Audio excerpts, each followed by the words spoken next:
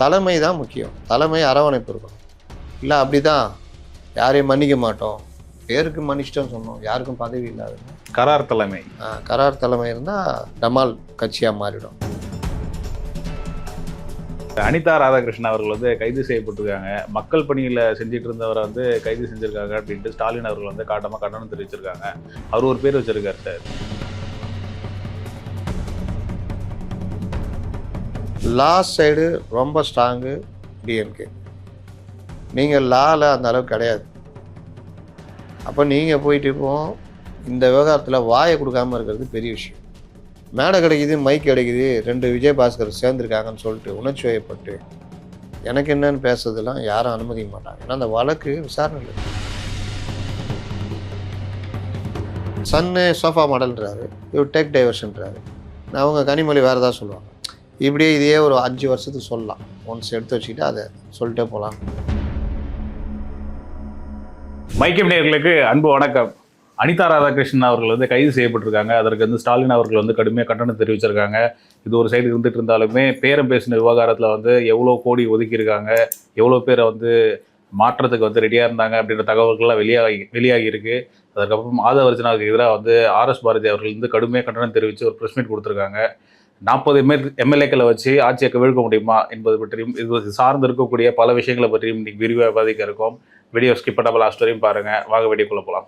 வணக்கம் சார். வணக்கம். சப்ஸ்கிரைப் பண்ணாதவங்க சப்ஸ்கிரைப் பண்ணுங்க அப்படின்றத தொடர்ச்சியாக வச்சுக்கிட்டு இருக்கிறோம். அதே மாதிரி நீங்கள் பார்த்தீங்கன்னா இந்த வழக்கில் எம்எல்ஏக்களை பேரம் பேசி வாங்கின வழக்கில் நேற்று நம்ம மட்டும்தான் அந்த சட்டப்பிரிவுகள் மற்ற விஷயங்கள் இதெல்லாம் பேசியிருந்தோம். அது எதை நோக்கி நகரும், ஈடி வர்றதுக்கான என்ன வாய்ப்பு இருக்குது, இந்த மாதிரி விஷயங்கள்லாம் நம்ம மட்டும்தான் பேசியிருக்கோம். வேறு யாரும் பேசினாங்களான்னு நான் பார்த்தேன் இல்லை.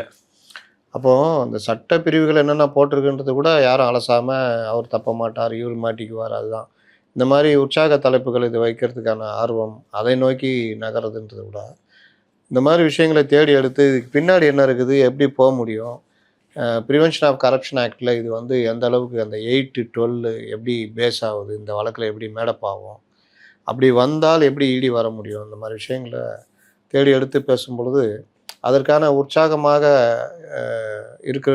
இருந்தால் நம்மளால் அதை அடுத்தடுத்து நகர முடியும். சப்ஸ்கிரைபர்ஸ்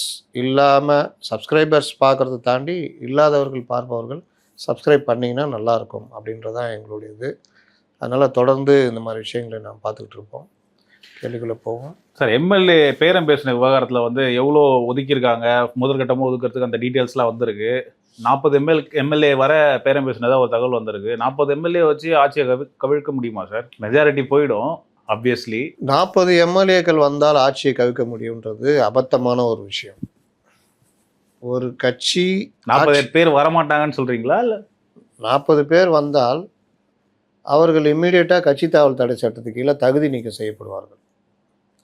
அப்படி தகுதி நீக்கம் செஞ்சுட்டா மீதி இருக்கிறத வச்சு தான் போகும். ஆட்சியுடைய மெஜாரிட்டி நீங்கள் வந்து அந்த சட்டங்கிட்டம் ஏற்றதில் சிக்கல் வரும்.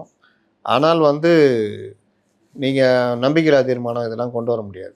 ஏன்னா அடுத்த 6 மாதம் இதுன்றது அந்த 40 பேருக்கு பதவி போயிடும். தகுதி இழப்பு கொண்டு வந்து அவங்களுக்கான தேர்தல் நடத்துகிற நடைமுறை நோக்கி நகர்வார்கள். அப்போ 40 பேர் நகர்றாங்க. 40 பேரை கொண்டு வந்து அதிமுக 41 இருக்குது, திமுக 57, ரெண்டுத்தையும் சேர்த்து ப்ளஸ் இந்த 40 பேர் சேர்ந்து புதுசாக ஆட்சி அமைக்கலாம்னா அமைக்க முடியாது. அது ஒரு அபத்தமான ஒரு விஷயம். ஏன்னா நீங்கள் கட்சி தாவல் தடை சட்டத்துக்கு 2/3 வெளியே வரணும் தப்பிக்கிறதுக்கு. 72 பேர் வெளியே வந்தால் மட்டுமே தாவேக ஆட்சியை விட்டுட்டு கவிழ்த்துட்டு இந்த சைடு வர முடியும். 40 பேர் வந்தீங்கன்னா அவங்க டிஸ்குவாலிஃபை பண்ணுவாங்க. மீதி இருக்கிற 82 பேரை வச்சுக்கிட்டு அவங்க ஆட்சியை கண்டினியூ பண்ணுவாங்க. நீங்கள் வந்தாலும் அட் ப்ரெசண்ட்டு அது வந்து அவங்க கோர்ட்டுக்கிட்டுன்னு போகிறாங்கன்னு வச்சுக்கோங்க. இருக்கிறத வச்சு தான் மெஜாரிட்டி காமிக்கணும். அதுக்கு உதாரணம் வேணும்னா 21 பேரை டிஸ்குவாலிஃபை பண்ணாங்க போன ஏடிஎம்கே கவர்மெண்ட்டில். அப்போ நீங்கள் என்ன பண்ண முடிஞ்சது? ரிமைனிங் இருக்கிறவங்கள வச்சு அதான் யார் எவ்வளோ பேர் இருக்காங்களோ சபையில் அதை வச்சு தான் மெஜாரிட்டி காமிக்கணுன்றது வந்துடும். அதனால் இதெல்லாம் அபத்தமான வாதங்கள். 40 பேரை எடுத்துகிட்டு வருவாங்க. முதல்ல வரமாட்டாங்க, எடுக்க முடியாது, வாங்க முடியாது, பண்ண முடியாது. யாராவது ஒருத்தர் 2 பேர் மாறினாலும் அது அவர்களோட போய் மாட்டிக்குவாங்க அவங்க. இன்னொன்று என்ன தேவை இருக்குன்னு ஒன்று இருக்குது. அதீத பண ஆசை காட்டியே போனாலும் அவ்வளோ பேர் போவாங்களா அப்படின்றதெல்லாம் இருக்குது. அப்படியே போனாலும் அவங்க பதவி தப்புமா, டிஸ்குவாலிஃபை.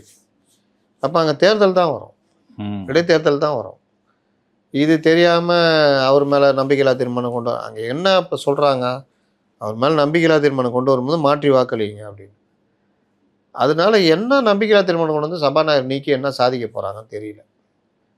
அந்த வாதத்தை உண்மையான வச்சுக்கிட்டா சொல்கிறேன். அதனால் இந்த மாதிரி கூத்துலாம் நடக்குது. இதில் சில பேர் வந்துக்கிட்டு 40 பேரை கொண்டு வந்து திமுகவோட ஆட்சி நடத்தலான்ற மாதிரிலாம் உருட்டுறாங்க. அந்த மாதிரிலாம் நடக்க வாய்ப்பே இல்லை. 40 பேர் வெளியில் வரும்பொழுதே அவருடைய எம்எல்ஏ பதவி போயிடும். அதாவது இந்த ஒருத்தர் செத்து போனவன் எதையுமே தொட முடியாதுல்ல, அந்த மாதிரி 40 பேரும் காற்றுல கையாட்டிட்டு இருக்க வேண்டியதான். அப்போ எம்எல்ஏ இல்லாத இவங்க எப்படி ஒரு ஆட்சிக்கு ஆதரவு கொடுக்க முடியும்? உண்மையிலேயே தாவேகா கவுக்கணும்னா, இல்லை இது பற்றி யாராவது பேசுகிறதா இருந்தால் தாவேகா ஆட்சி 2ஆக உடையுது, இல்லை அது கவுக்கணும்னு திமுக அதிமுக சேர்ந்து தாவேகா எம்எல்ஏலேருந்து ஆளுக்களை இழுத்து ஆட்சி அமைக்கணும்னு முடிவு பண்ணுறாங்க அப்படின்னு நீங்கள் ஏதாவது பேசுகிறதா இருந்தால் 72 பேர்னு பேசுங்க. 72 பேரை எடுத்தால் தான் தாவேகானால ஒன்றும் பண்ண முடியாது. Party split. அப்போ என்ன ஆகும்னா, உங்களுக்கு கட்சி தாவல் தடை சட்டம் அவர்கள் மேல் பாயாது.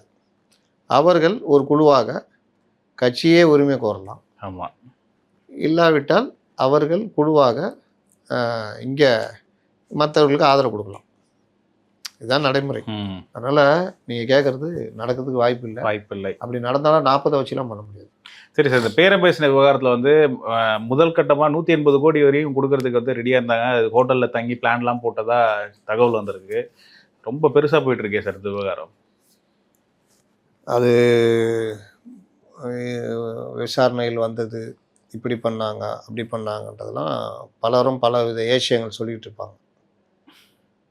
போலீஸ் தரப்புலேருந்து இன்னும் அதான் போலீஸ் தரப்புனா அஃபிஷியலெல்லாம் எதுவும் இதாகல. அதெல்லாம் சார்ஜ் ஷீட்டு இதெல்லாம் ஃபைல் பண்ணதான் தெரியும். அங்கங்கே அதிகாரிகள் மற்றவர்கள் இந்த விசாரணை குழுவில் இருக்கவங்க யாராவது கசியை விட்டா உண்டு. ஆனால் அது கூட எந்த அளவுக்கு உண்மைலாம் தெரியாது. ஆனால் ஈசிஆரில் ரூம் போட்டு பண்ணாங்க, 180 கோடி அந்த இது பண்ணாங்க, அதெல்லாம் சும்மா பரபரப்புக்கும் எழுதப்படலாம். அந்த இடத்துக்கு செந்தில் பாலாஜி வந்துட்டு போனார், அவர்களை பார்த்து பேசிவிட்டு போனார் அப்படின்னு இந்த மாதிரிலாம் ஏதாவது தகவல் கசிய விடலாம்.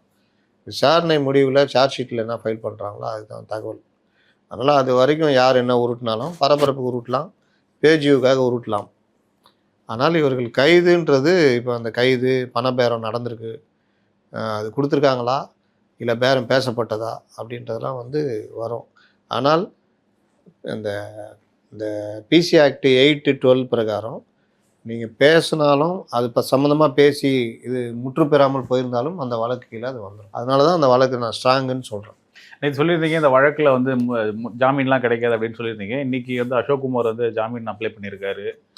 இந்த வழக்கில் ஜாமீன் கிடைக்காதுன்னு தான் சொன்னேன். இது நான் பெயிலபிள் செக்ஷன். அவர் முன்ஜாமீன் தானே கேட்டிருக்காரு. முன்ஜாமீன் இப்போ அனிதா ராதாகிருஷ்ணன் கூட முதல்வரை கண்டபடி பேசிட்டு முன்ஜாமீன் கேட்டார், கொடுக்கலையே. கொடுக்கலதான். ஆமாம். அந்த மாதிரி இந்த வழக்குடைய தன்மை, அந்த வழக்குடைய பிரிவுகள் இதெல்லாம் கருதி முன்ஜாமீன் தரமாட்டாங்க. முன்ஜாமீன் ரத்து செய்யப்படும். அதனால் அப்போ நீங்கள் கேட்கலாம், எங்கள் முன்ஜாமீன் ரத்து பண்ணால் அவரை கைது பண்ணுவாங்களா? முன்ஜாமீன் கேட்குறதுக்கு அவர் கோர்ட்டில் ஆஜராகணும்னு அவசியம் இல்லை. வழக்கறிஞர்கள் போடுவாங்க. முன்ஜாமீன் கிடைக்கலன்னா தலைமுறையாக கூட ஆகிடலாம். அசோக்குக்கு இது ஒன்றும் புதுசு இல்லை. இடி வழக்கில் தலைமுறைவாகி சார்ஜ் ஷீட் போட்டால் பிறகு வந்தார். ஒன்ஸ் சார்ஜ் ஷீட் போட்டால் பிறகு நீங்கள் வந்தீங்கன்னா உங்களை கைது பண்ண மாட்டாங்க. அது ஒரு லாபம். அப்படி தான் அவர் வந்தார். அப்போ ஒருவேளை முன்ஜாமீன் கிடைக்கலன்னா சார்ஜ் ஷீட் போட்டால் பிறகு வருவாரான்னு தெரியாது. சரி சார், அனிதா ராதாகிருஷ்ணன் அவர்கள் கைது செய்யப்பட்டிருக்காங்க. மக்கள் பணியில் செஞ்சுட்டு இருந்தவரை கைது செஞ்சுருக்காங்க அப்படின்ட்டு ஸ்டாலின் அவர்கள் காட்டமாக கண்டனம் தெரிவிச்சிருக்காங்க. அவர் ஒரு பேர் வச்சிருக்காரு சார். என்ன வச்சிருக்காரு? அவர் ஒரு பேர் வச்சிருக்காரு சார், டெக் டைவர்ஷன் அரசு. இவர்கள்லாம் இப்போ தமிழில் வார்த்தையே கிடைக்கல. தமிழை வாழ வைக்கிறேன், தமிழ் எங்கள் உயிர் மூச்சு, இந்தியை ஒழிப்போம் அப்படி இப்படின்ட்டு தமிழில் வார்த்தை தெரியாமல் இவர் புள்ளெல்லாம் தடுமாறிட்டு இருக்கிறாங்க. டெக் டைவர்ஷன் ஆட்சி, ஆங்ஸைட்டி, பேனிக்கு, இந்த மாதிரி இதெல்லாம் ஏன் வருது சொல்லுங்கள்? திடீர்னு இவர்கள் ஆங்கில மேதைகள் ஆகிவிட்டார்களா? ஸ்டாலினும் உதயநிதியிலே பேனிக்காக இருக்காங்களோ? உண்மையிலே பேனிக் ஆகிருக்கும். தமிழ் வார்த்தை தெரியாதனால பேனிக் ஆகிட்டாங்களா? அதனால் ஒரு ஆன்சைட்டி வந்துச்சா? மேட்ரு அது இல்லை. இவர்கள் ஒரு இந்த மாதிரி லகுடபாண்டிகள் கூட இருக்கவங்களும் எழுத விடுறாங்க. அந்த பசங்களுக்கு ஜென்சிக்கு புரியுற மாதிரி. ஜென்சிக்கு வந்து இல்லை ஜென்சிக்கு புரியாதனால இப்படி எழுதி கொடுக்கும். புரியாதனால கூட இருக்கிறது ஜென்சிங்க. அதுங்களுக்கு தமிழில் வார்த்தை தெரியல. ஆன்சைட்டிக்கு தமிழ் வார்த்தை தெரியல. பேனிக்ன்றதுக்கு வார்த்தை தெரியல. டைவர்ஷன் மாடல் அரசு. சன்னு சோஃபா மாடல்ன்றாரு, இவர் டேக் டைவர்ஷன்றாரு. அவங்க கனிமொழி வேறு ஏதாவது சொல்லுவாங்க. இப்படியே இதையே ஒரு 5 வருஷத்துக்கு சொல்லலாம். ஒன்ஸ் எடுத்து வச்சுக்கிட்டு அதை சொல்லிட்டே போகலான்னு. அதுக்கு நல்லா இருக்கே. ஏய் நீ வந்து சோஃபா மாடல் எழுதி கொடுக்கல. இல்லைங்க, அது வேற ஒரு ஜென்சி, அது உதய்க்கு எழுதி கொடுத்தாரு. ஓ பரவாயில்ல, உதய்க்கு சோஃபா மாடலில் எனக்கு நீ வந்து தனியாக டேக் டைவர்ஷன் அரசுன்ற நல்ல விஷயம். இதை இப்படியே நானும் மெயின்டைன் பண்ணிக்கிறேன். இப்படி தான் இதில் தான் இவர்களுடைய சாமர்த்தியமும் அறிவு தெளிவும் மற்ற விஷயங்களும் வெளிப்படுது. ஆனால் அடிப்படை மக்கள் பிரச்சனை இதில் வந்து நோ. அப்போ அனிதா ராதாகிருஷ்ணன் வந்து அது கருத்துரிமைக்கு எதிராக அவர் மேலே அது நான் என்ன கேட்குறேன், கடந்த 5 ஆண்டுகளில் நீங்கள் எதுவுமே பண்ணலையா? இந்த காக்னிஃபிஷன்ட் இதுன்னு சொல்லுவாங்க, அந்த 7 ஆண்டுகளுக்கு மேல் இருக்கிற குற்றங்களுக்கு கைது நடவடிக்கை. கரெக்டு, உச்சநீதிமன்றமே சொல்லியிருக்கு. 7 ஆண்டுகளுக்கு கீழே இருக்கிற வழக்குகளில் சம்மன் கொடுக்கலாம். 41 இயர்ஸ் சம்மன் கொடுத்து கூப்பிட்டு விசாரிக்கலாம், அல்லது வழக்கு போடலாம், இல்லாட்டி டிஃபேமேஷன் வழக்கு போடலாம். இந்த மாதிரி எதாவது பண்ணலாம். அதை விட்டுட்டு நேரடியாக கைது நடவடிக்கை அப்படின்னு போலீஸே வழக்கு பதிவு பண்ணி போகிறதுன்றது அதுதான் அவங்க வாதமாக வச்சுருக்காங்க கோர்ட்டில். ஆனால் இதில் கோர்ட்டில் வாதம் வைப்பாங்களாம், இவங்க சைடு பிரச்சனை வரும்போது இதெல்லாம் பேசுவாங்களாம். ஆனால் இவங்க 5 ஆண்டு ஆட்சி நடத்தும் போது எதை பற்றி பத்ரி சேஷாத்ரின்னு ஒரு கிழக்கு பதிப்பகம் அதோடைய பதிப்பாளர், அவர் எழுத்தாளரும் கூட, அவர் ஒரு பேட்டியில் உச்சநீதிமன்றம் சம்மந்தமாக அந்த நீதிபதிகள் சம்மந்தமாக ஏதோ ஒரு இது பேசுகிறாரு. அது டிஃபேமேஷன் எடுக்கணுமா, அது கோர்ட்டு கண்டம்ட்டா என்னன்றதை வந்து உச்சநீதிமன்றம் தான் முடிவு பண்ணணும். இல்லை நீதிமன்றத்தில் லாய் கோர்ட்டுக்கு யாராவது வழக்கு போடுறாங்க, அதை வந்து கோர்ட்டுக்கு எதிராக அந்த மாதிரி ஜட்ஜுக்கு எதிராக பேசுகிறாங்க. இவர்களாக முடிவு பண்ணிட்டு இவர்களாக இது பண்ணி வந்து விடிய காலில் ஒரு தடவை கைது பண்ணிட்டு போகிறாங்க. அதுக்கப்புறம் அவரை ரிமாண்ட் பண்ணல. இவர்கள் கைது பண்ண பல வழக்குகளில் கீழமை நீதிமன்றங்கள், விசாரணை நீதிமன்றங்கள் ரிமாண்ட் பண்ண முடியாதுன்னு சொல்லி திருப்பி அமைச்சதெல்லாம் இருக்குது. லேட்டஸ்ட்டாக ஒரு 4-5 விவகாரம் சொல்லுவேன். 7 வருடத்துக்கு கீழே இருக்கிற இது வழக்கு, இதில் கைது நடவடிக்கை தேவையில்லை அப்படின்னு முடியாதுன்னு சொல்லி அனுப்பிச்ச உண்டு, இல்லை வரலாறுலாம் உண்டு. அதனால் இந்த மாதிரி விவகாரங்களில் இந்த அரசு கூட மாரிதாஸை கைது பண்ணும்பொழுது கைது நடவடிக்கை உரிய குற்றம் இல்லை, இதில் வழக்கு போடுங்க, வழக்கு நடத்துங்க அப்படின்னு நிராகரிச்சிட்டாங்க மேஜிஸ்ட்ரேட். அந்த மாதிரி விவகாரங்களில் கூட வலுக்கட்டாயமாக கைது பண்ணி உள்ளத்தள்ளின இதெல்லாம் நம்ம பார்த்துருக்கோம் கடந்த ஆட்சியில். இதே மாதிரி முதல்வரை விமர்சித்து எங்கேயாவது ஒருத்தர் ட்வீட் போட்டிருப்பான், அவனை போய் நள்ளிரவில் தூக்கிட்டு வந்ததெல்லாம் நடந்திருக்கு. ஆமாம். அப்படி இருக்கும்போது நீங்கள் ஒரு அமைச்சராக இருந்தவர், 7 முறை எம்எல்ஏ இருந்தவர், ஒரு கட்சியுடைய தலைவராக பார்க்கப்படுபவர், அதுவும் அவர் மத நம்பிக்கையை வந்து கொச்சைப்படுத்துகிற விதமாக பேசுறது, இன்னும் பல விஷயங்களில் பேசிக்கிட்டு இருக்கிறது, முன்னாள் அமைச்சர்கள், உங்களுடைய முன்னாள் அமைச்சர்கள் இந்த நாயுடைய ஆட்சியில் அப்படின்னு பேசுறது, துணை பொதுச் செயலாளர் ராசா எம்பி இந்த நாதாரி ஆட்சியில் இன்னும் அவங்க வீட்டு சொத்தை எடுத்துட்டு போயிட்டாங்க. இல்லை ஏதாவது கஷ்டப்பட்டு சேர்த்து வச்சு திருடிட்டு போயிட்டாரா விஜய்? இல்லை நீங்கள் மட்டும்தான் ஆளை பிறந்தவங்களா? இல்லை உங்களுக்கு மட்டுமே ஏதோ எழுதி செஞ்சு வச்சுருக்குதா, தாங்க நீங்கள் தான் இவங்களா? இல்லை உங்கள் வீட்டில் தான் வேலை செஞ்சாரா? வேலைகளை செஞ்சு துட்டு தின்னு ஓட்டாரா? உங்கள் வீட்டில் வேலை செஞ்சால் கூட முதல்வர் ஆகக்கூடாதுன்னு ஏதாவது தகுதி இருக்கா, இது இருக்கா? இல்லை யார் வேணாலும் ஆகலாம்ல. அப்புறம் இந்த நாதாரி ஆட்சியில் இந்த இது ராஜாஜியும் காமராஜரும், ஏன் அண்ணா கலைஞர் ஸ்டாலினை சொல்ல வாய் வரமாட்டேங்குது?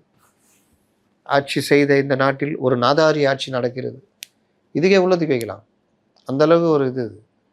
அப்போ நீங்கள் இந்த மாதிரிலாம் எனக்கு என்னென்னு பேசுவீங்க, பார்த்துட்டு நீதிமன்றம் இன்றைக்கி சொல்லுது. நீங்கள் வந்து இல்லை இவங்களுடைய வாதம் வந்து இது வந்து 7 வருஷத்துக்கு கீழான குற்றம், இதுக்கு வந்து நீங்கள் வழக்கு போடுங்க, அதுக்கு வந்து வழக்கு தான் தொடர முடியுமே தவிர டிஃபேமேஷன் கேஸ் தான் போடுமே தவிர இந்த மாதிரி கைது நடவடிக்கை போலீஸ் வந்து வழக்கு பதிவு செய்ய முடியாது. அப்படி இவர்கள் இது காட்டாட்சி, நகராட்சி, மாநகராட்சி, அந்த ஆட்சி இந்த ஆட்சின்னு சொல்லுறீங்களா? இதே வாதத்தை தானே எல்லாரும் அன்றைக்கி சொல்லியிருந்தாங்க. அன்றைக்கி நீங்கள் கேட்டிங்களா? என்னென்ன வேலை பண்ணீங்க? அப்போது இவர் இந்த மாதிரி பேசுனா எதிரில் போலீஸ் சைடில் இவர் பேசுகிற வார்த்தைகள் விட்டு இருந்தால் பெரிய மோதலை ஏற்படுத்தியிருக்கோம், அதனால தான் கைது பண்ணணும் அப்படின்ட்டு கைது பண்ணணும், இவருக்கு ஜாமீன் கொடுக்கக்கூடாதுன்னு வாதம் வைக்கிறாங்க. ஜட்ஜும் அதுதான் சொல்கிறாரு. 7 தடவை எம்எல்ஏ அமைச்சர் வார்த்தைகள் பார்த்து பேச முடியாதா? இவங்க வார்த்தைகள் தான் வந்து அமைதியை கெடுக்குதுன்னா நாங்கள் எப்படி அனுமதிக்க முடியும்? அதனால் ஜாமீன் நான் கொடுக்க முடியாது அப்படின்னு ரத்து பண்ணி விட்டாங்க. அதுக்கப்புறம் கைது நடவடிக்கைலாம் பார்த்தீங்களா? காமெடி. என் வக்கீலை பார்க்காம வரமாட்டேன். உங்கள் வக்கீல் எங்கே இருக்கிறாரா? மெட்ராஸில் இருக்கிறாராம். ஒரு வாரம் வரைக்கும் சட்டம் உங்களுக்காக காத்துக்கிட்டு இருக்கோம், வாங்க போகலாம் அப்படின்னு. என் காரில் தான் வருவேன்.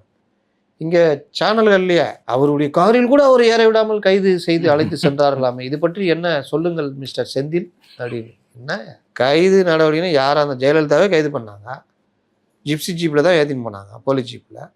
யாரை கைது பண்ணாலும் அவங்களுடைய வாகனத்தில் தான் ஏற்றிட்டு போவோம். அப்புறமா இவர் அப்படி இப்படி நாங்கள் வெளியில் வந்து காருக்குள்ளே ஏறி உக்காந்துக்கினாரு. அவர் இன்ஸ்பெக்டர் விடவே இல்லை, கார் கதவை சாத்தினா தானே நீ இது பண்ணுவேன்ட்டு அங்கேயே நின்று பேசினார். அதுக்கப்புறம் வந்து காரில் ஜீப்பில் ஏறுறாரு. விட மாட்டோம் உட்காருங்கப்பான்றாங்க. எங்கே உட்காந்தா வேஸ்ட் ஏழுக்கு ஆயிடுச்சுன்னா முட்டி வலி இருக்குதுப்பா, உட்கார முடியாதுப்பான்னு சில பேர். உண்மை தோண்டா இருப்பான்ல, இந்த பொற்கிலாம் வாங்கின்னு வருஷம் பூரா தோரணம் கட்டிட்டு இருக்கோம், அவன் மட்டும் கீழே உட்காந்துட்டான். மற்றவங்களாம் யோசிக்கிறாங்க, உட்காரலாமா வேணாம். அவரை கைது பண்ண அராஜகம் பார்க்குறாரா நம்ம கோஷம் கொடுறது அப்படின்னு. அப்புறம் வழிவிடு ஜீப்பு செல்ல வழிவிடுன்னு வழி விட்டாங்க, போயிடுச்சு.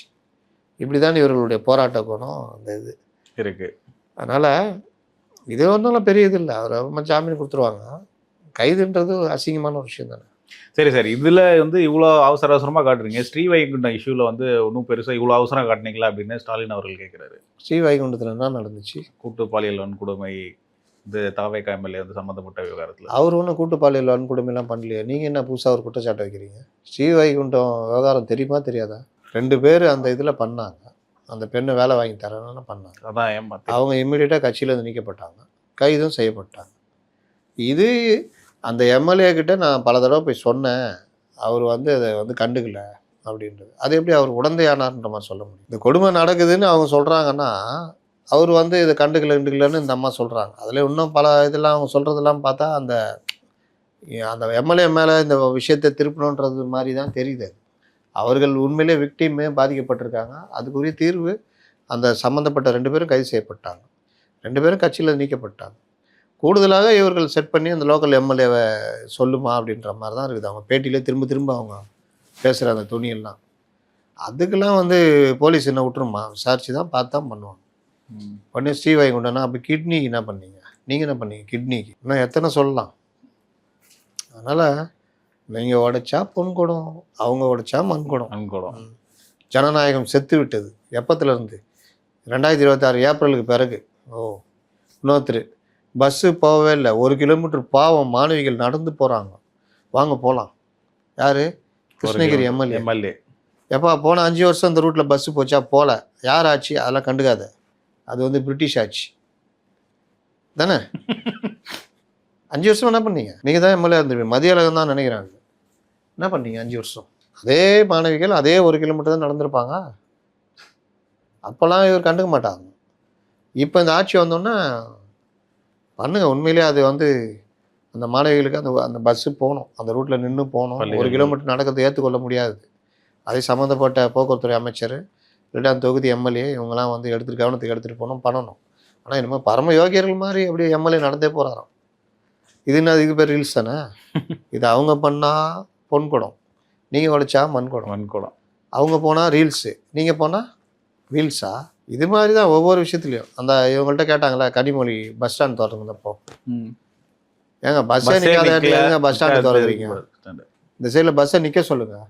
எங்கள் முதலமைச்சராக இருந்தால் நாங்கள் சொல்லுவோம் 15 நாளில் கொண்டு வந்துடுவோம். உங்கள் முதலமைச்சர் இருந்தார் 5 வருஷம், ஏன் கொண்டு நிற்கல? அப்போ பஸ்ஸே நிற்கல.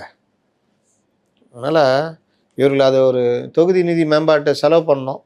சரி, அங்கே ஒரு பஸ் ஸ்டாண்டை கட்டு, பஸ்ஸு நிற்கிதா இல்லைலாம் செக் பண்ணல, பஸ் ஸ்டாண்டை கட்டுன்னு.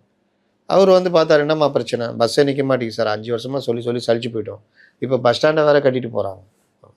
அப்படியா? உடனே கூப்பிட்டு இந்த இடத்துல பஸ்ஸு நிற்கணும்னு அவர் ஏற்பாடு பண்ணி அவர் ஸ்கோர் பண்ணிட்டு போயிட்டார். தூத்துக்குடி இது நம்ம மீன்வளத்துறை அமைச்சர் ஸ்ரீநாத். அதனால் அந்த தூத்துக்குடியிலே திரும்ப திரும்ப சம்பவங்கள் நடந்துக்கிட்டே இருக்குது. சார், மதுரையில் வந்து ஆட்சியர் உதவியோட வந்து ஆளுநர் ஆய்வு பண்ணாங்க அப்படின்ட்டு எல்லாருமே கண்டனம் தெரிவிச்சிட்டு இருக்காங்க. சிடிஆர் அவர்கள் கூட அவர் காட்டாமல் பதில் கொடுத்துருக்காரு. எப்படி பார்க்குறீங்க? ஆளுநருக்குன்னு ஒரு வரம்பு இருக்குங்க, வரைமுறை இருக்குங்க. மக்களால் தேர்ந்தெடுக்கப்பட்ட அரசுக்கு வந்து நோண்டக்கூடாது அப்படின்ட்டு. மக்களால் தேர்ந்தெடுக்கப்பட்ட அரசுடைய அதிகாரங்களை ஆளுநர் தலையிடக்கூடாது. மக்களால் தேர்ந்தெடுக்கப்பட்ட அரசுக்கு தான் அதிகாரம் இருக்குது. ஆளுநருடைய அதிகார வரம்புக்கு ஒரு எல்லை இருக்குது. ஆளுநருடைய வேலை கான்ஸ்டியூஷனை மெயின்டைன் பண்ணுறது. அரசியலமைப்பு சட்டம் அந்த மாநிலத்தில் சரியாக அமலாகிறதா, அதில் ஏதாவது இறையாண்மைக்கு எதிராக நடக்கிறாங்களா, இல்லை வேறு ஏதாவது நடக்குதா, தேச விரோத சக்திகள் இருக்குதா, மாநில அரசு இயற்றுகின்ற சட்டங்கள் தேச விரோதத்தை மையப்படுத்தி இருக்கிறதா, அல்லது கான்ஸ்டியூஷனுக்கு எதிரான சட்டங்கள் எதாவது இருக்குதா, இந்த மாதிரி விஷயங்கள் எல்லாம் ஆளுநருடைய தலையீடு இருக்கலாம். ஆளுநருக்கு அதை சட்டத்தை நிறைவேற்ற விடாமல் தடுப்பதற்கு அதிகாரம் உண்டு. அப்போது மத்திய அரசு கொண்டு வர ஒரு சட்டம், அதுக்கு எதிராக இவர்களே ஒரு சட்டம் இயற்றி பண்ணுறாங்க. அப்போ அந்த மாதிரி விஷயங்கள்லாம் ஆளுநர் அவர் தான் அந்த இடத்துல பர்மிஷன் கொடுக்குற இடத்துல இருப்பார், ஒப்புதல் கொடுக்குற இடத்துல. அதே மாதிரி மக்கள் பிரதிநிதிகள், அமைச்சர்கள் இவர்கள் மீது ஊழல் புகாரோ ஏதோ வந்ததுன்னா அதில் வந்து வழக்கு தொடங்குறது, இந்த மாதிரி விஷயங்கள்லாம் ஆளுநர். இந்த மாதிரி ஆளுநருக்கான அதிகாரங்கள்னு இருக்குது. சட்ட மசோதா நிறைவேற்றி அனுப்புகிறாங்க, அதை ஒப்புதல் அளிப்பது, அல்லது சந்தேகம் இருந்தால் மாற்றங்கள் தேவைன்னா மாற்றத்தை செஞ்சு அனுப்புங்க, திருப்பி அனுப்புறது. மறுபடியும் சட்டமன்றம் கூடி மாற்றத்தை செய்து அல்லது அதே சட்டத்தை நிறைவேற்றி மறுபடியும் அனுப்பிச்சா அதுக்கு ஒப்புதல் அளிக்கணும் ஆளுநர். ஒருவேளை ஒரு சட்டத்தை அனுப்புகிறீங்க, ஆளுநருக்கு முடிவெடுக்கிறதுக்கான இதாக தெரியல, திரும்ப அனுப்பிச்சாலும் மறுபடியும் அதையே நிறைவேற்றி அனுப்புகிறாங்கன்னா ஜனாதிபதிக்கு அனுப்பிச்சி விட்றலாம். இந்த மாதிரி தான் ஆளுநருக்கு சில பவர் இருக்குது, பதவி பிரமாணம் செஞ்சு வைக்கிறது. இந்த மாதிரி தான் இதில் எப்போல்லாம் மீறப்படுதோ அப்போல்லாம் உச்சநீதிமன்றம் தலையிட்டு கண்டிக்கும். நமக்கு வந்து இந்த ட்ரையாங்கிள், ஒன்றை சார்ந்து ஒன்று தவறு செய்யும்பொழுது இன்னொன்று சரி பண்ணுன்ற மாதிரி. அப்போ நீங்கள் போன ஆட்சியில் முந்தைய ஆளுநர்கள் பன்வாரிலால் போய் ஆய்வு பண்ணுறேன்னு அது ஒரு பெரிய பிரச்சனையாக மாறி அந்த அரசியல் பண்ணுறதுக்கு இவர்களே தலையை கொடுத்து பாஜக மேலே பெரிய அளவில் பேர் கட்டு போச்சு.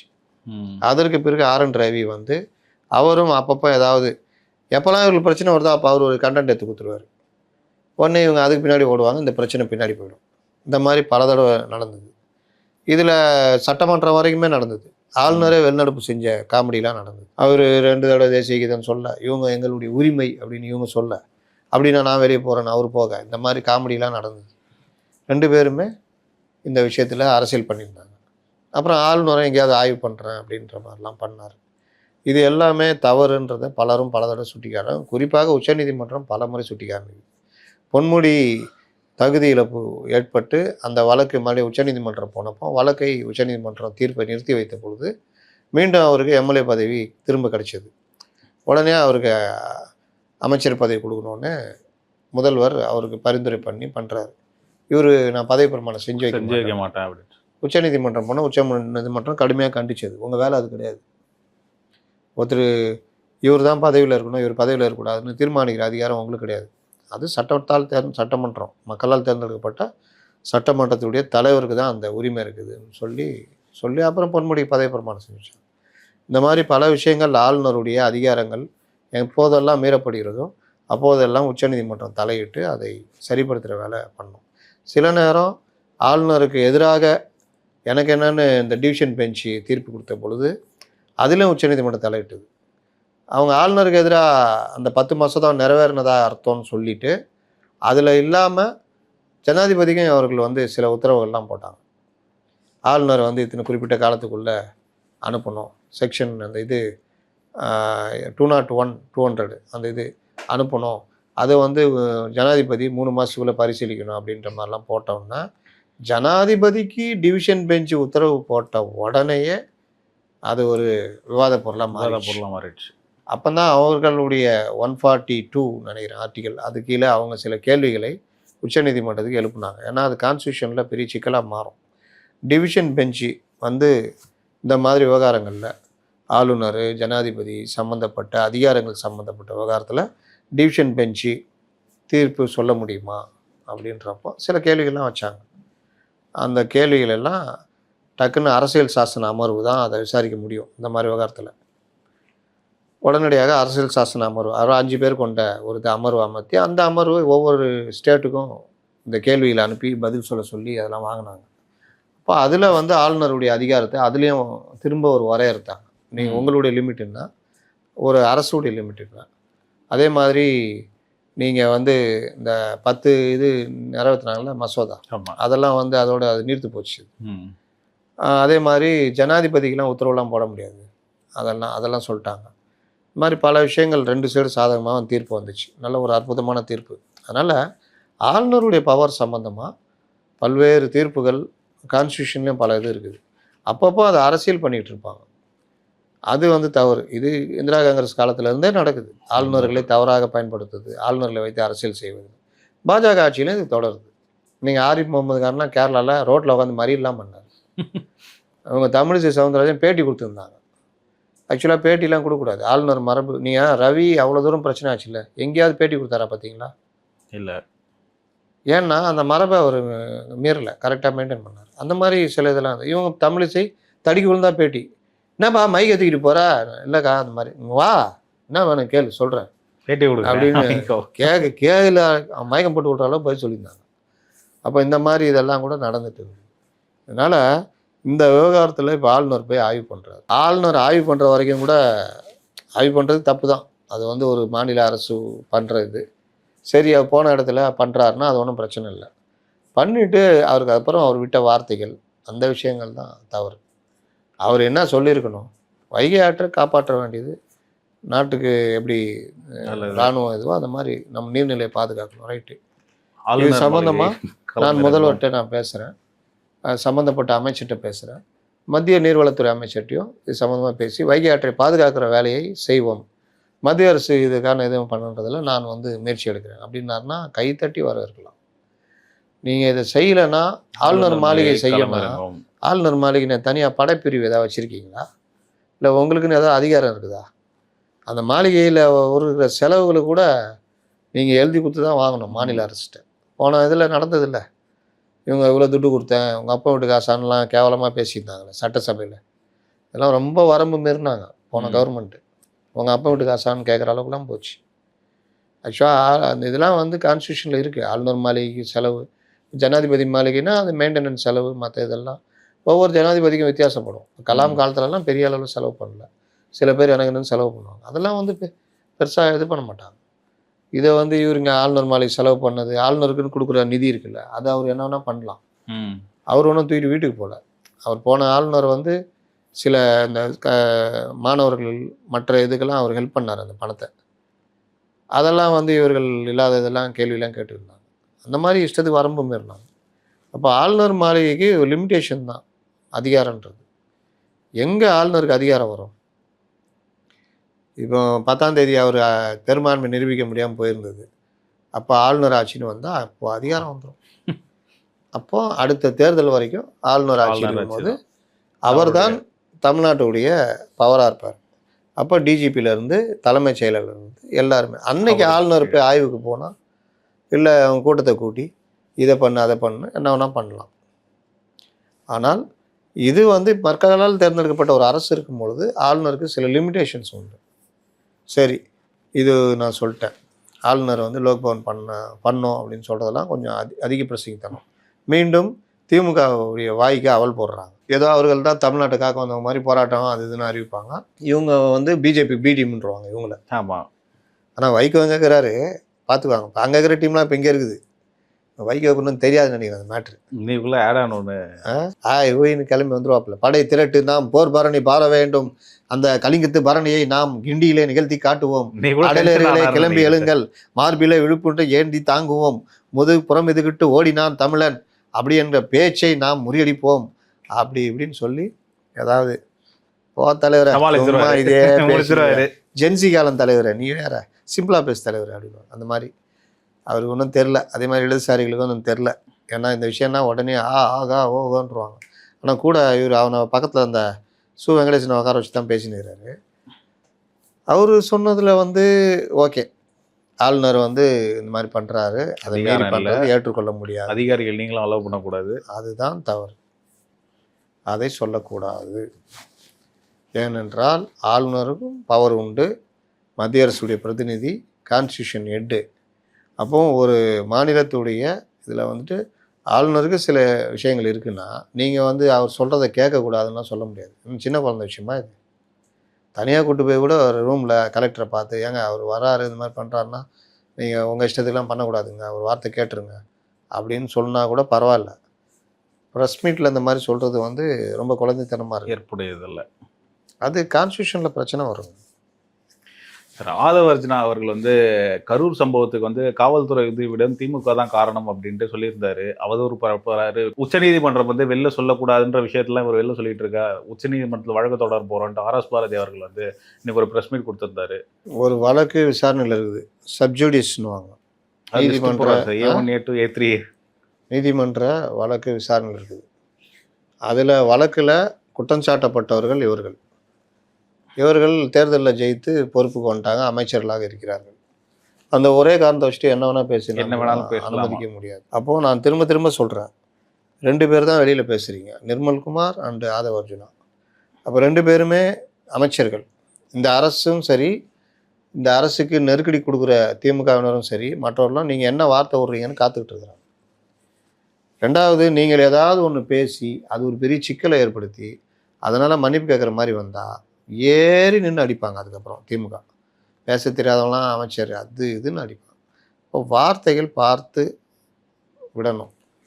நான் திரும்ப திரும்ப இவர் சொல்லுவேன், இவர் வந்து மேடை ஏறி உணர்ச்சி வசப்பட்டார்னா என்ன பேசுகிறேன்னு தெரியாமல் பேசிகிட்டு இருக்காரு.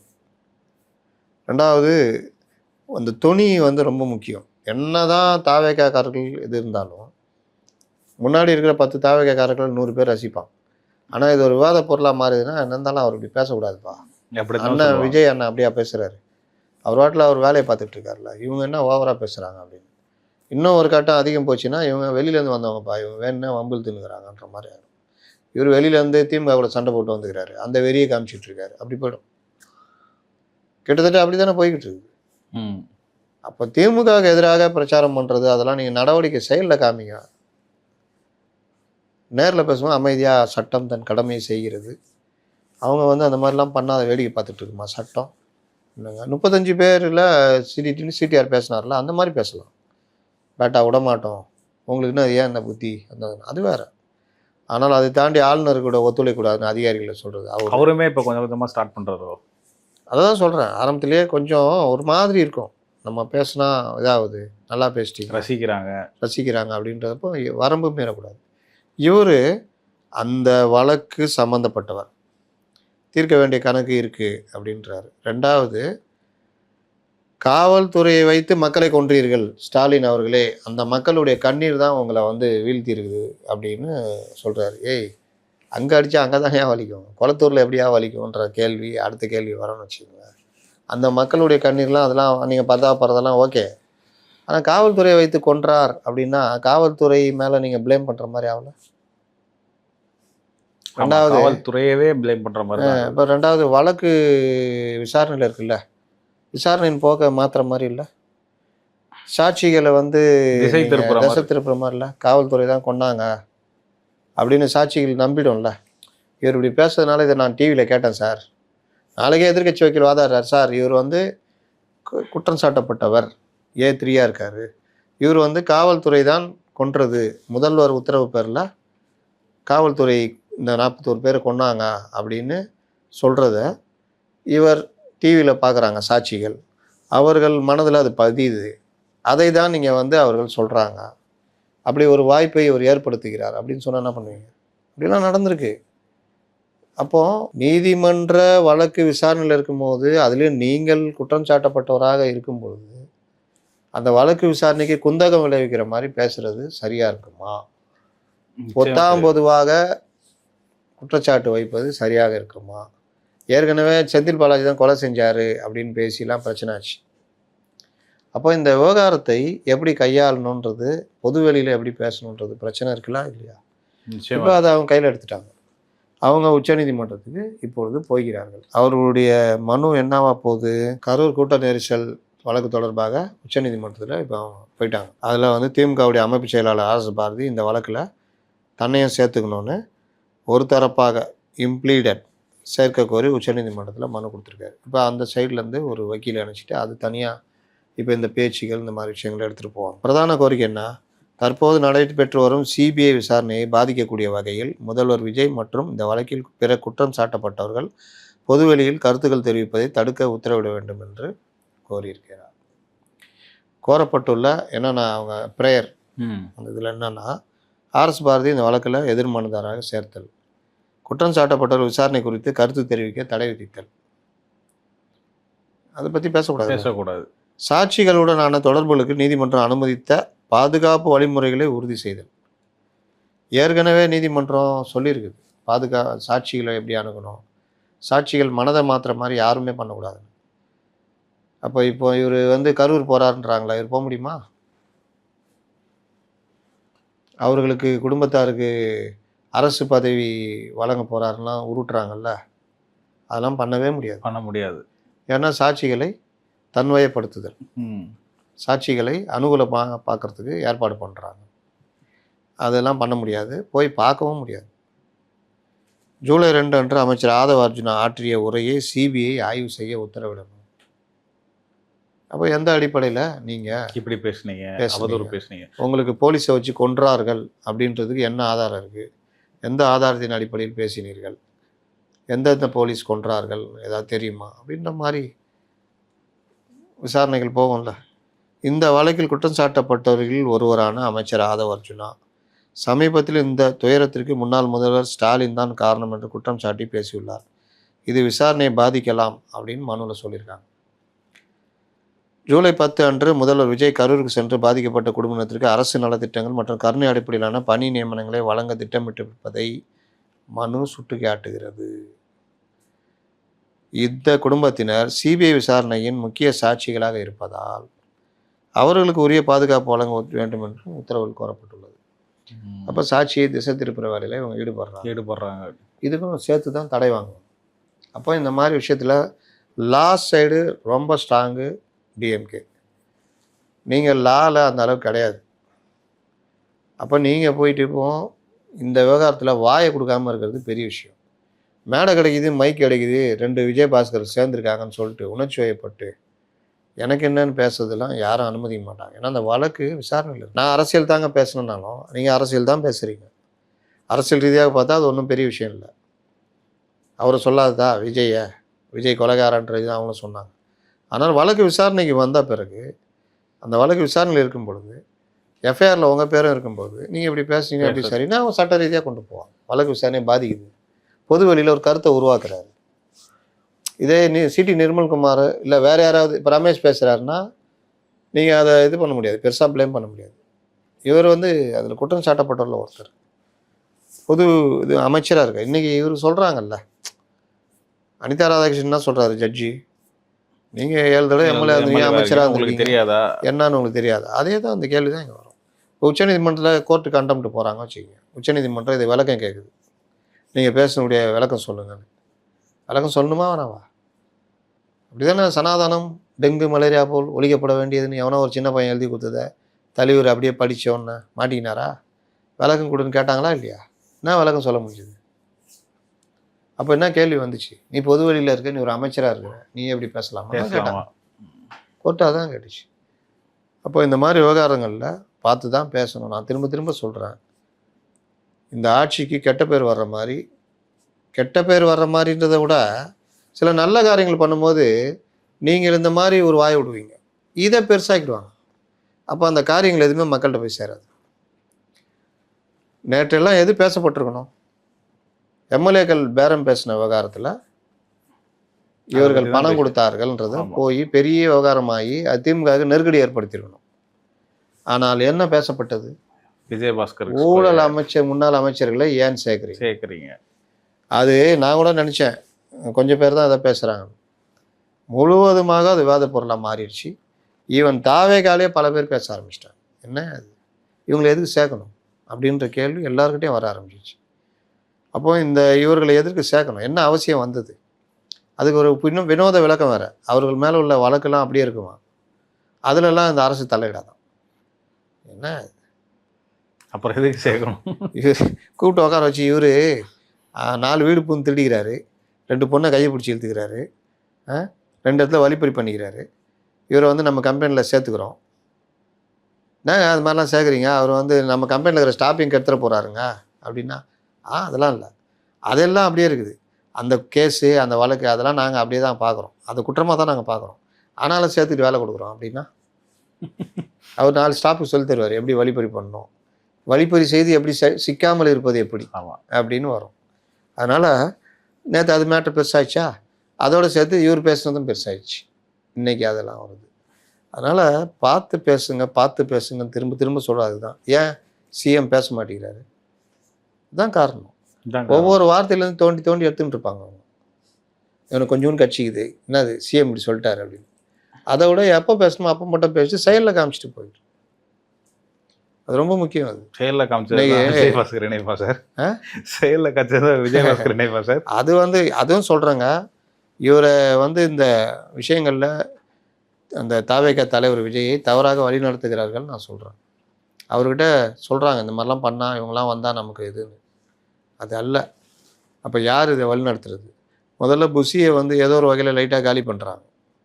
அப்போ அவருடைய பேச்சு அங்கே எடுபடலையா என்னன்னு தெரில. இது எங்கே போய் எப்படி முடிய போகுதுன்னு தெரில. இது எப்போ எண்டு கார்டு வரப்போகுதுன்னு தெரில. இன்னும் எத்தனை பேர் இங்கே வர தாவேகால சேர்றது? இப்போ வைகை செல்வன் கிளம்பிட்டார், ஆனால் நல்லா பேசுவார்ண்ணே, சேர்த்துக்கலாண்ணே. இந்த மாதிரி அந்த மாதிரி ஒவ்வொரு விஷயம் அவன் பார்ப்பான். அந்த கேஸ் இருக்குது, அந்த கேஸ் இருக்குது. சரி, ஸ்டேட் போலீஸு தப்பிச்சிக்கணும், என்ன பண்ணுறது? ஆளுங்கட்சி பிரமுகர் ஆகிட்டா தப்பிச்சிக்கலாம், ரைட்டு வா. அனிதா ராதாகிருஷ்ணனை கைது பண்ணுறது எப்படி பண்ணுறாங்க பார்த்தீங்களா? இப்போ தானே ஆட்சி போச்சு. முன்னாள் அமைச்சர் அவன் பவ்யெல்லாம் பார்த்தீங்கன்னா, சார் டிஎஸ்பி வராராம். யார்கிட்ட? அனிதா ராதாகிருஷ்ணன் சொல்ல டிஎஸ்பி வராராம். இது எல்லாம் என்ன காரணம்? ஆளுங்கட்சியில் இருந்தார், ஆளுங்கட்சி இப்போ தான் போயிருக்குது. அந்த இது போலீஸும் அந்த பம்மும் சரி முக்கிய பிரமுகர். முக்காத பிரமுகராக இருந்தால் வேறு மாதிரி தூக்கிடுவாங்க. இவர் முக்கிய பிரமுகர்ன்றதுனால அதனால தான் சொல்கிறேன். திரும்ப திரும்ப இந்த மாதிரி ஆட்கள் ஏன் வர்றாங்கன்னா, ஆளுங்கட்சிக்குள்ளே வந்துட்டால் நமக்கு ஒரு பாதுகாப்பு, சட்ட பாதுகாப்பு, மிரட்டலாம் அப்படி இப்படின்னு. இன்னொரு விஷயம் சொல்கிறேன், இவர்கள் பல விஷயம் மாற்றிட்டோம், நாங்கள் பண்ணிட்டோம், சிங்கப்பெண் போட்டோம், அது போட்டோன்றாங்க. அதுலேயும் நம்ம திரும்ப திரும்ப ஒரு விஷயம் சொல்லிட்டே இருக்கிறோம். நீங்கள் போடுறதெல்லாம் மேட்டர் இல்லை, அதிகாரிகள் எல்லாம் நல்லா நடிப்பான் நேரில், ஆனால் கீழே ஒரு வேலை நடக்காது, பழைய சிஸ்டமே இருக்கும். இப்போ லேட்டஸ்ட்டாக ஒரு பொண்ணு காதலிக்க மறுத்து, காதலிக்கலை, காதலிச்சுட்டு விலகிச்சு போல், பேச மறுத்ததால் போய் அடிச்சிருக்காங்க. வீடு பூந்து அம்மாவை எல்லாம் அடிச்சிருக்காங்க. அவங்க உடனே சிங்கப்பெண்ணுக்கு ஃபோன் மேலே ஃபோன் போட்டிருக்காங்க, ரீச்சே ஆகலையா. அதற்கு பிறகு காலையில் சிங்கப்பெண் எப்படியோ கான்டாக்ட் பண்ணிட்டாங்க. உடனே படம் வரலன்னா வரல, பக்கத்தில் இருக்கிற ஸ்டேஷனுக்கு போன்ட்டுருக்குறாங்க. இவங்க அந்த ஸ்டேஷனுக்கு போனோடனே அந்த ஸ்டேஷனில் இதெல்லாம் நாங்கள் எடுத்துக்க மாட்டோம், நீ இந்த ஸ்டேஷனுக்கு போன்ட்டுருக்காங்க. இவங்க அந்த இந்த ஸ்டேஷன் வரத்துக்குள்ள இந்த தகவல் அந்த கும்பலுக்கு போயிடுச்சு. அதில் ஒரு 20 பேர் வீடு பூந்து அடிச்சுக்கிறாங்க, வீட்டை அடித்து நாசம் பண்ணிட்டுக்கிறாங்க. அப்போ நீங்கள் சொன்ன அந்த சிங்கப்பெண் என்னாச்சு? பெயரளவில் இருக்குது. அப்போது திட்டங்கள் தீட்டெல்லாம் என்னென்னா பண்ணலாம், இம்ப்ளிமெண்ட் பண்ணக்கூடிய இடத்துல இருக்கிறது கீழ்மட்ட அதிகாரிகள். அவங்கள கடுமையாக எச்சரித்து, இப்போ இது ஏன் நடக்கலை, இந்த விஷயம் வந்துச்சா, செய்தியாக வருதில்ல, உடனே யார் அந்த டிஎஸ்பி, யார் அந்த இன்ஸ்பெக்டரு, அங்கே யார் சிங்கப்பெண்ணுக்கு இது, உடனே அடுத்த இது இனிமேல் நடக்காது. ஏற்கனவே ஒரு அம்மா இதே மாதிரி நான் சிங்கப்பெண்ணுக்கு ஃபோன் போட்டு ஒன்றுமே நடக்கலைன்னு சொன்னாங்க. அப்புறம் இவங்க நம்பர்லாம் வேறு கொடுத்தாங்க, 112 அது. இது ஒரு விஷயம்.